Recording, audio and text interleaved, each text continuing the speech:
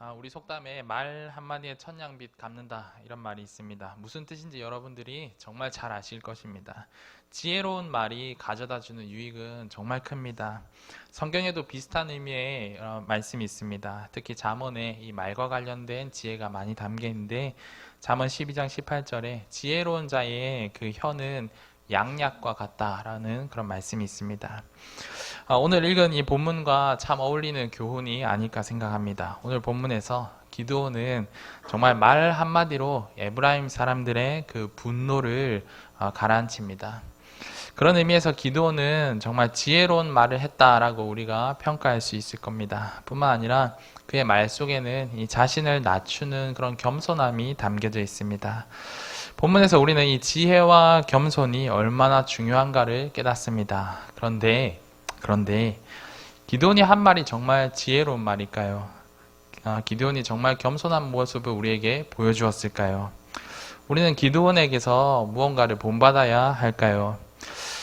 이 무슨 황당한 질문인가 싶겠지만은 본문의 상황을 전체적으로 이해한다면은 기드온에게서 우리가 지혜와 겸손을 발견한다는 게 매우 의심스럽습니다. 그것에 대해서 오늘 함께 말씀을 나누고자 합니다. 세 가지 주제를 차례대로 다루고자 합니다. 첫 번째는 기드온이 보여주는 그 지혜입니다. 그리고 그 겸손입니다. 둘째는 기드온에 대해서 우리가 재평가를 해볼 필요가 있습니다. 그리고 셋째는 우리에게 주시는 교훈입니다. 먼저 기드온이 보여준 그 지혜와 겸손에 대해서 우리가 함께 살펴봅시다. 오늘 본문에서 느닷없이 에브라임 사람들이 기드온에게 항의하는 모습을 볼 수 있습니다. 아마 성경을 잘 읽으신 그런 성도님들은 이게 어떤 상황인지 단번에 아실 것입니다. 그런데 오늘 만약 이 사사기를 처음 읽으셨다면은 갑자기 에브라임 사람들이 기드온에게 화를 내는 장면을 보게 됩니다. 이 상황을 이해하려면 조금 더 시간을 거슬러 올라가야 되겠습니다. 이스라엘 자손이 여호와 앞에서 악을 행했습니다. 그러자 하나님께서는 이방 민족들을 사용하셔서 이스라엘을 징계하셨습니다. 그들을 때리시고 정신 차려라고 징계하십니다. 이때 하나님께서 징계의 도구로 사용하신 것이 바로 이방인 미디안 족속입니다. 미디안이 7년 동안 이스라엘을 끊임없이 괴롭힙니다. 온갖 양식들을 다 약탈하고 아예 천막들을 이스라엘 내로 가지고 와서 천막을 치고 추수할 때가 이르면 모든 것들을 다 쓸어갔습니다. 그러니까 이스라엘은 정말 가난하고 굶주리게 되었습니다. 그제서야 이스라엘이 정신 차리고 여호와 하나님을 부르짖습니다. 하나님께서는 이스라엘 백성들의 부르짖음을 들으시고 징계를 거두시기 위해서 한 구원자를 보내주십니다. 그가 바로 기드온입니다. 기드온은 이 미디안을 몰아내고 이스라엘을 구원할 그런 사명을 받습니다. 그래야 해서 그는 군사를 모았고 이 미디안 군대와 전쟁을 치를 준비를 했습니다.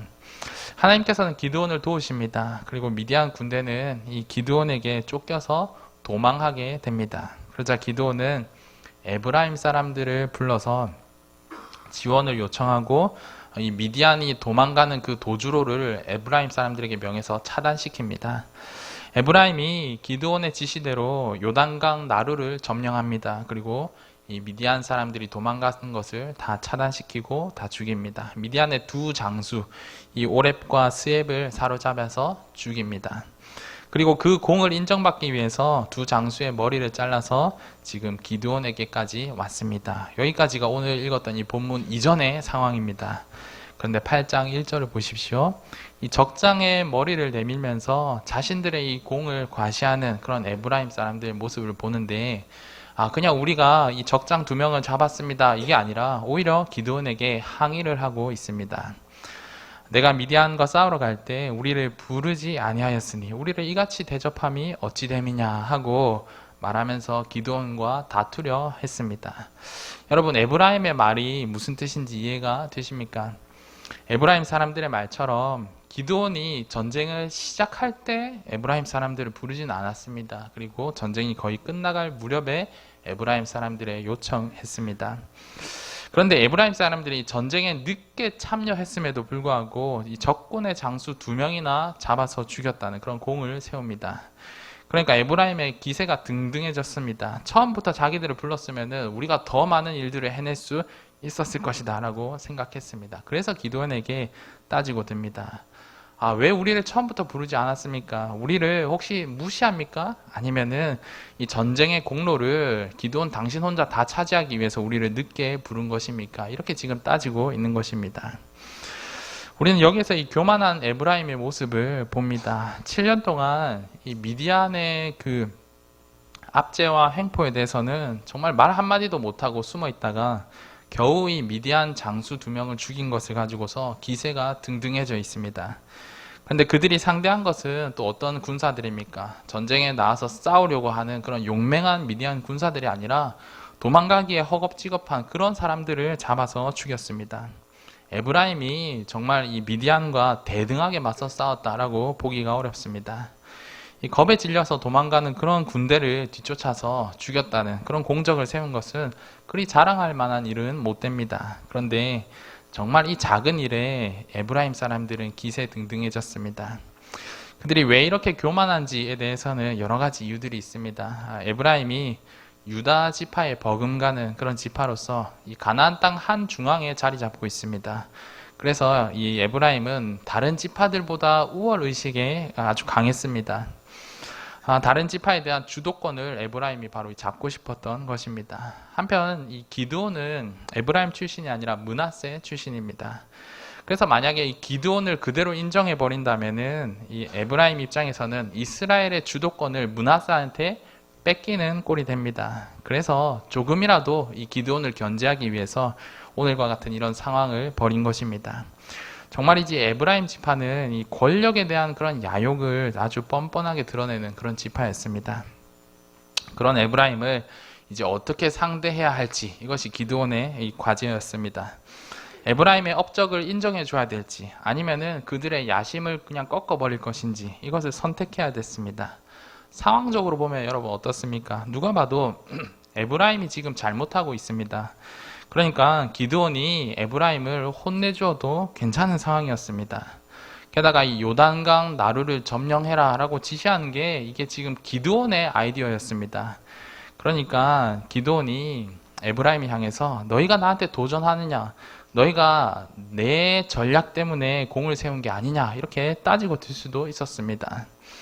흥미로운 점은 이것과 지금 똑같은 상황이 사사기 12장 1절에서 6절에 벌어지고 또다시 재현됩니다.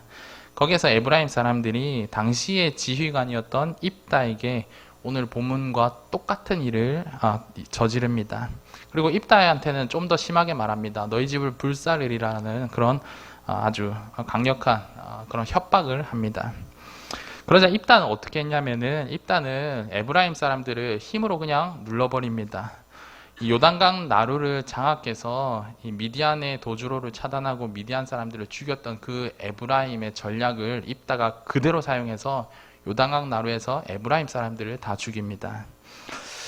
그러니까 기드온도 그렇게 할 수는 있었습니다. 누가 봐도 에브라임이 잘못하고 있었던 것이었기 때문입니다. 그런데 기드온은 입다처럼 하지는 않습니다. 기드온은 비록 이 자신의 이 자존심에 흠집이 생기더라도 평화의 방법을 선택합니다. 기드온이 대답하기를 2절 보십시오. 에브라임의 끝물포도가 아비에셀의 만물포도보다 낫지 아니하냐 라고 대답합니다. 에브라임에서 제일 열등한 사람이 기드온 집안에서 제일 높은 사람보다 더 높다라고 이렇게 얘기하는 것입니다. 기드온은 이 에브라임이 전쟁에서 세운 공을 인정해 줍니다. 그리고 높이 평가해 주면서 오히려 자기 자신을 낮춥니다. 전쟁의 지휘관이 자기 군대의 병사보다 더 몸을 낮춘 것입니다. 이 점에서 정말 기드온은 겸손하다라고 우리가 평가할 수 있겠습니다. 결국 기드온의 이 겸손한 대답 때문에 에브라임과 아무런 갈등 없이 문제가 아주 평화적으로 해결됩니다. 말 한마디가 정말 양약과 같았습니다. 여기까지 내용을 우리가 함께 살펴보면 이 본문에서 우리에게 참 지혜롭고 겸손한 말과 또 그런 태도에 대해서 교훈하는 것처럼 보입니다. 그런데 오늘 본문 말씀이 정말 우리들에게 이러한 교훈을 주는지 우리가 다시 생각해 볼 필요가 있습니다.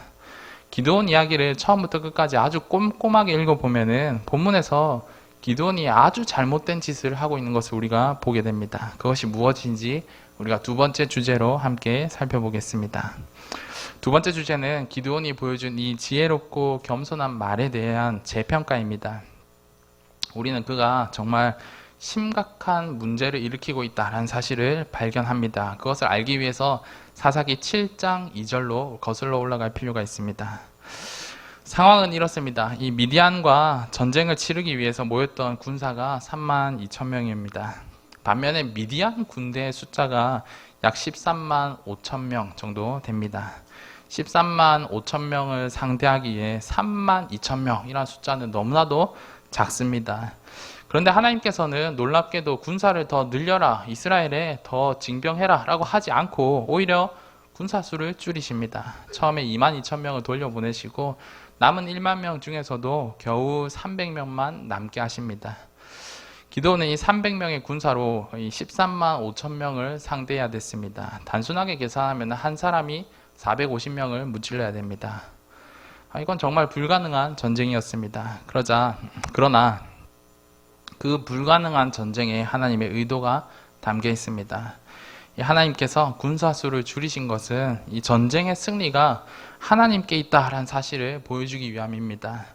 이 300명의 특수 훈련된 그런 특전사들이 아닙니다. 이 사람들은 그냥 아무것도 아닌 사람이고 단지 사람 수가 적게 하기 위해서 하나님이 300명을 선택한 것입니다. 하나님께서 보여주시고자 하신 것은 이스라엘의 그 무능력함과 그와 반해서 하나님의 이 전능하심을 미디안과의 전쟁을 통해서 보여주고 싶으셨던 것입니다. 그래서 7장 2절을 보십시오. 우리 다 같이 한 목소리로 읽어보겠습니다. 시작. 여호와께서 기드온에게 이르시되 너를 따르는 백성이 너무 많은즉 내가 그들의 손에 미디안 사람을 넘겨주지 아니하리니 이는 이스라엘이 나를 거슬러 스스로 자랑하기를 내 손이 나를 구원하였다 할까 함이니라. 아멘.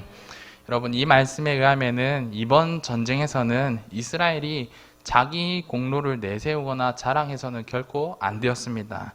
300명의 숫자로 13만 5천 명을 이겼다 해서 와, 우리 300명 정말 대단해 이렇게 하는 게 아니라 정말 우리 불가능한 전쟁이었는데 정말 우리는 한 가닥의 희망도 없었는데 하나님께서 이기게 하셨다, 이런 고백을 해야 했습니다. 그런데 하나님께서 이 미디안과 싸우시는 그런 과정에서 기드온이 아주 치명적인 실수를 저지릅니다. 미디안 군대가 도망가니까 에브라임에게 지원군을 요청한 것입니다. 그리고 군사수를 늘렸습니다. 하나님께서는 자기의 능력을 보이시려고 이스라엘 군대 수를 줄이셨는데 기드온은 도리어 군대 숫자를 늘려버립니다. 때문에 에브라임과 같은 이런 문제가 발생하게 된 것입니다. 이런 정황들을 우리가 살펴볼 때 오늘 본문에서 이 에브라임을 향한 그 기드온의 대답이 결코 바람직하지 않다라는 것을 우리가 깨달을 수 있습니다. 이 전쟁을 통해서 하나님께서 나타내시고자 하신 것이 무엇인지를 여러분 기억한다면은 기드온은 애초부터 자기 자신을 낮추고 에브라임을 높여줄 그럴 이유가 없습니다. 8장 3절을 여러분 보십시오. 이 기드온은 에브라임에게 말하기를 하나님이 미디안의 방백 오앱과 스앱을 너희 손에 넘겨주셨으니 이렇게 말하고 있습니다. 근데 여러분 가만히 보시면 본문 어디에서도 하나님께서 진짜 그렇게 하셨다라고 기록한 게 없습니다. 오히려 하나님께서 선택하신 군사는 300명밖에 없습니다. 다시 말해서 이 에브라임 지파가 전쟁에 참여하는 것은 하나님께서 원하시는 일이 아닙니다. 그런데 기드온은 하나님께서 이 에브라임의 손에 미디안의 두 장수를 넘겨주셨다라고 말하고 있습니다. 에브라임의 비위를 맞춰주기 위해서 하나님께서 하지도 않은 그런 일들을 도려서 하나님께서 하셨다 이렇게 지금 얘기하고 있는 것입니다. 이 하나님의 뜻과 반대되는 일, 하나님은 군사수를 줄이셨는데 기도는 늘렸습니다. 하나님께서 뜻하신 것과 반대되는 일을 기드온이 저질러 놓고서는 하나님께서 하셨습니다 이렇게 지금 얘기하고 있는 것입니다. 그런데 이 하나님께서 하신 일이니까 에브라임 너희는 자랑하지 말아라 이렇게 대답했다면 차라리 다행인지도 모르겠습니다. 그러나 기드온이 실제로 한 말은 정말 가관입니다.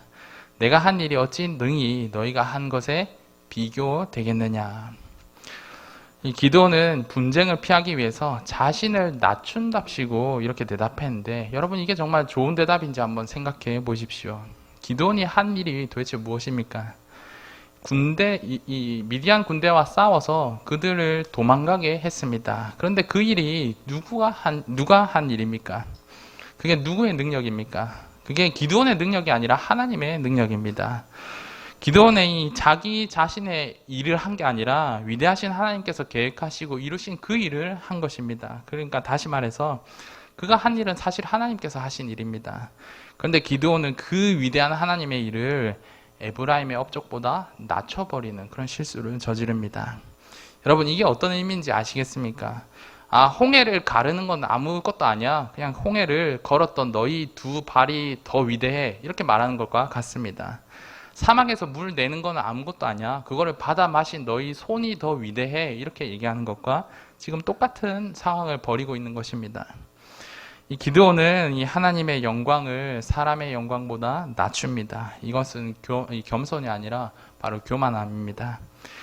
싸우지 않고 평화를 얻고자 했던 그 지혜가 당장 눈앞에 있는 그 평안을 얻기 위해서 참된 평안을 주시는 그 하나님을 무시하는 그런 어리석은 이 행동이었습니다. 그러므로 우리는 이렇게 결론 내릴 수가 있겠습니다. 기드온과 에브라임의 그 관계만 놓고 생각해 본다면은 정말 에브라임은 교만하고 기드온은 겸손했다 이렇게 말할 수가 있겠습니다. 그런데 이 사건 전체를 이끌고 가시는 하나님의 관점에서 본다면은 에브라임이나 기드온이나 다를 바 없이 교만한 존재들입니다. 기드온은 사실 자신을 낮춘 게 아니라 하나님을 낮췄습니다. 그런 기드온에게 참된 겸손을 발견하기가 어렵습니다. 우리가 기드온에게서 발견하는 것은 사람 앞에서 겸손한 척 하려고 하는 그런 교만입니다. 그렇다면 성도 여러분, 이 하나님 앞에서의 참된 지혜와 겸손은 무엇이겠습니까? 우리 마지막으로 다룰 이 세 번째 주제입니다. 하나님 앞에서의 이 참된 지혜와 겸손이 무엇인지 우리가 기드온이 되었다라고 한번 생각해 보시고 어떻게 대답할지 그거를 고민하는 것으로 한번 생각해 보는 게 어떨까 싶습니다. 성도 여러분, 여러분들이 만약에 기드온이라고 한번 생각해 보십시오. 그리고 에브라임 사람들이 여러분에게 나와서 묻습니다.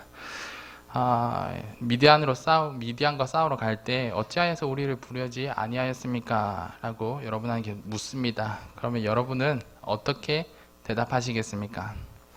참된 지혜와 그 겸손함을 담아서 한번 생각해 보십시오. 어떻게 대답하는 것이 옳은 일일까요? 이 사건 전체를 어떻게 대답하는 것이 하나님의 관점으로 정말 지혜롭게 대답한 것일까요?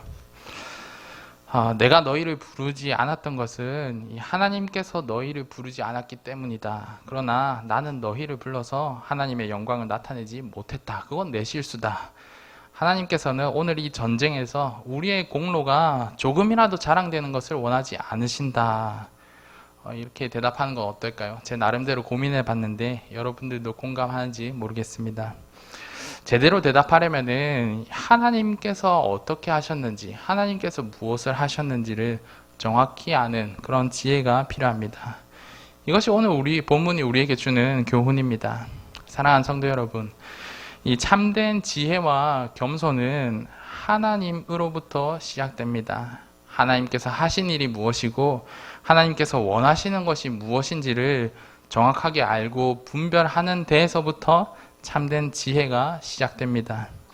그런데 우리는 종종 이 하나님께서 하신 일과 사람의 일을 구분하지 못할 때가 참 많이 있습니다. 기드온처럼 하나님의 일인데도 불구하고 사람의 일로 여겨서 낮추기도 하고 반대로 이 사람의 일을 하나님의 일로 여겨서 칭송하기도 합니다.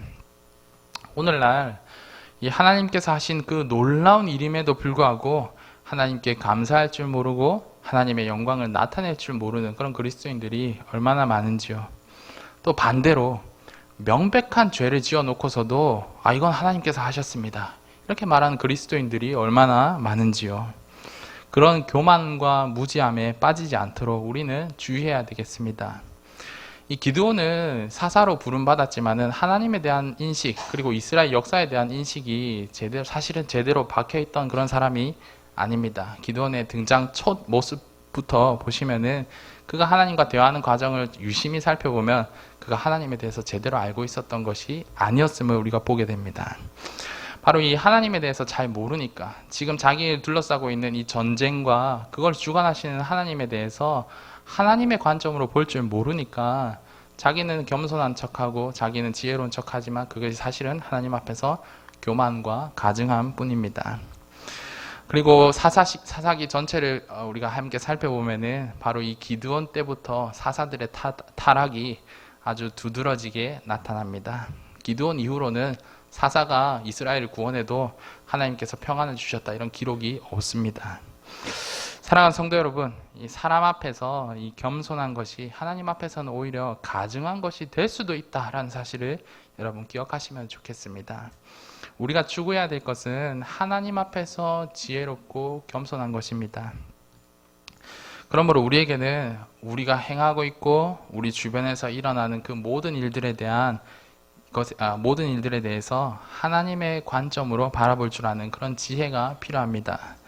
오늘 우리가 이 하나님의 관점으로 기드온의 언행을 우리가 함께 살펴봤듯이 하나님의 관점으로 우리의 삶을 함께 살펴봤으면 좋겠습니다. 그러기 위해서는 우리가 하나님에 대해서 더 많이 알아야 되고 하나님을 더 많이 경험해야 되고 더 넓은 시각으로 우리 하나님께서 행하신 일들을 우리가 깨달아야 할 것입니다. 거기에서 비롯된 이 참된 지혜와 그런 겸손이 저와 여러분에게 있기를 우리 주님의 이름으로 간절히 바랍니다. 우리 다 같이 기도하시겠습니다. 참 좋으신 우리 아버지 하나님, 오늘 이 기드온의 일들을 우리가 함께 살펴보았습니다. 하나님, 그것이 겸손이고 지혜인 줄 알았으나 우리 하나님께서 행하신 그 놀라운 일들을 비추어 보았을 때 하나님, 그 겸손이 거짓이고 오히려 교만이라는 사실을 우리가 깨닫습니다. 하나님에 대해서 잘 알지 못했기에 이렇게 어그러진 길을 걸어가고 있는 그 기드온의 모습을 우리가 봅니다. 하나님, 기드온을 우리가 반면 교사로 삼아서 참된 지혜와 겸손함을 갖춘 그런 그리스도인들이 되게 하여 주옵소서.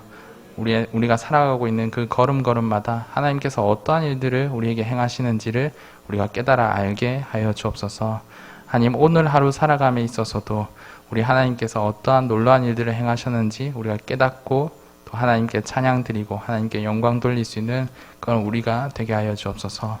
주님, 때로는 우리의 마음이 더럽혀지고 우리가 온갖 죄를 저지를 때 그 죄에 대하여서 하나님께서 하셨다라고 말하지 아니하도록 우리의 마음과 입술을 또한 주님 지켜 주옵소서. 하나님, 우리가 분별력을 갖추길 원합니다. 타락하고 혼란한 이 시대 가운데 정말 이 거룩한 분별력으로 하나님 앞에서 지혜롭고 또한 겸손한 주의 백성들이 되게 하여 주옵소서. 감사드리오며 예수님 이름으로 기도드립니다. 아멘. 우리 찬송가 206장